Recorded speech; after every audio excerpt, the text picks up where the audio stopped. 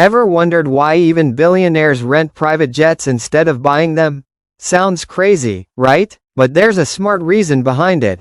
Buying a jet costs hundreds of crores, but maintaining it costs 30 to 40 crore every single year. Fuel, pilots, parking, insurance, the expenses never stop. Now imagine you only need to fly a few times a month. Why own the headache? That's why billionaires use charter companies. Pay only when they fly. They get the same luxury without burning crores every month. So next time you see a private jet flying, remember the smartest billionaires don't own it, they just rent it.